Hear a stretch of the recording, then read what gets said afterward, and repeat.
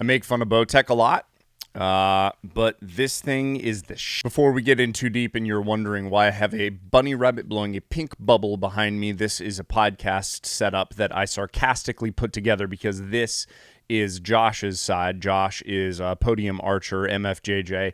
He owns Spokane Valley Archery in Washington and now Nashville North Archery, which is where this podcast studio is located. Please do not eliminate credibility from me because I was trying to make a joke. Before we move ahead, please like and subscribe to the channel. And now back to the review of the Bowtech Virtue. So I've selected my 2025 hunting bow this year, and it is the Bowtech Virtue. That's a weird thing to say. Like, it feels super, super strange. If this is your first video watching me, I'm typically like a Matthews guy. I've bounced kind of between Matthews and Hoyt. And I think there was one year where I shot a PSE, but overall, Matthews just feels like home. When Bowtech announced the Virtue, magnesium alloy riser, which I think is interesting, 32-inch axle to axle, which is like an acceptable length, titanium mounting hardware, and then all the other typical goodies that Bowtech have had for a while as far as how tunable the bow is, I was interested. I've had the bow for about a week, and in this video, what I want to focus on are the things that I don't like about the bow, and the list is very short. This list is in no particular order, and remember, this list is very nitpicky because honestly, the truth is with most of the new bows that are out, the list of nuanced differences where you're like, I really don't like this thing, it's probably going to be pretty small. 32-inch axle to axle, I wish it was longer. Like, I wish a 33 or 34 for me is like the sweet spot. 32 is acceptable.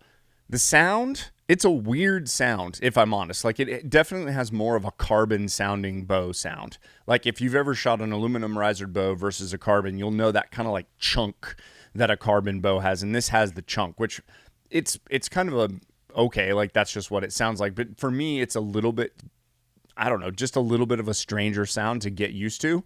But literally, that's one of the reasons that I chose a Bowtech was this year is I'm doing like a palate cleansing. Like, let's get Matthews, which has been so like prevalent in my life over the last few years. Let's just like have a year off Matthews. When you're testing the sound, it's basically kind of midway on the spectrum of the bows that have been released this year. I've watched decibel tests from a few different guys, and it tends to be kind of right in the middle. So it's not an incredibly quiet bow, but it's not an incredibly loud bow either.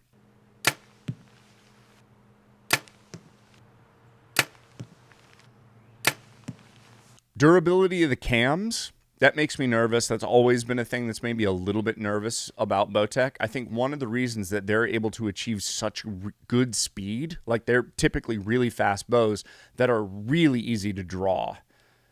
The cams, and if you'll go watch MFJJ's Podium Archer channel, they dry fire up a few different versions of different bows, and they blow up one of the Bowtechs, and on the very first shot, the cams basically fold and are unshootable. Whereas the Hoyt, I hate to spoil it, but the Hoyt, they dry fire 10 times and it was still shootable. So the cams being what they are, it makes me a little more nervous on a durability standpoint. So like if I was going to go do some sort of backcountry hunt with these, I would probably be a little more conscious of these cams than I would on one of the more durable bows. The sight mount's kind of janky, and it's just basically for one specific sight. So Bowtech makes black gold, like they're involved, and so this will take a black gold sight, which I still love. I think black golds are great, but it would be great if they made some sort of Picatinny mount that you could buy now, so you could use a Picatinny, or if they were able to license some sort of bridge lock thing to have a through riser, but they don't. The Picatinny mount I've heard is being manufactured and is coming, and that will be my plan. So rather than keeping the side mount on, kind of the OG style of the way that you would mount a sight on the bow, I will get a Picatinny mount, and I will then change out what I'm shooting for my sight this year. This one I miss so much, and it seems so stupid, but when you shoot in your backyard, you will totally understand what I'm talking about. I have to lay the bow on the ground. So I've been used to either the Hoyt or the Matthews where I've got the leg limbs where you can just sit the bow up and it doesn't actually fall in the dirt. I know there's a way to do some sort of like janky version of that with this, but Bowtech, and maybe they have. If they have, comment below, but I haven't seen it. They need some sort of system that basically allows this bow to stand up. Like, that is something that seems so silly, but I will like literally desperately miss that in my everyday shooting experience because I freaking hate having to set the thing down in the dirt every time or having to move a stand around with it. Just being able to set the bow down, so handy. I hate to harp on that. It's a big deal. That sucks. I wish it had it. 70-pound max draw weight. And that may be another thing that I'm confused by, but I wanted to see if I could get it in an 80. And I'm seeing 80 on the sticker down here. 40, 50, 60, 70, 80. Did they make an 80? I would like an 80. Because the truth is, this thing draws so smooth, the 80 in this probably is going to feel like 73, 74 on the Matthews. Matthews was a little stiff, but that's one thing about whatever Bowtech Magic has done.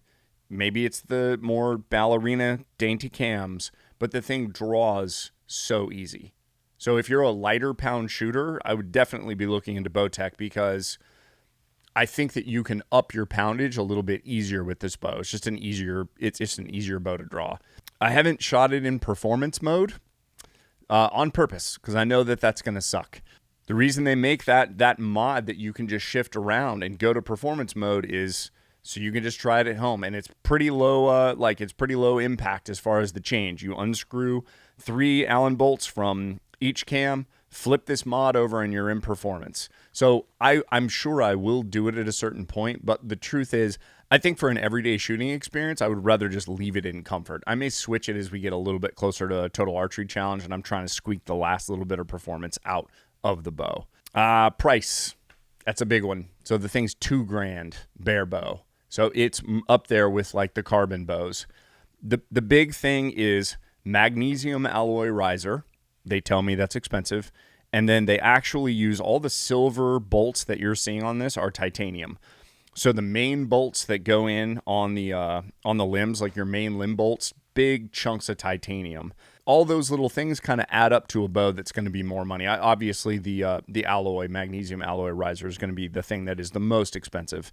The fact that this is 3.7 pounds allows me, if I want to add more weight to the end of stabilizers, which in theory is going to give me a more stable shot.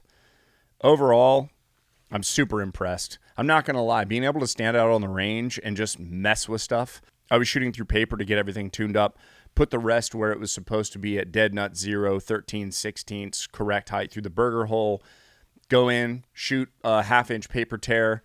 I adjust the deadlock system. Didn't have to put the bow in a press, didn't have to do anything like that. I overcorrected just a hair, and then I went ahead and brought it back, and I was paper tuned in 2 arrows.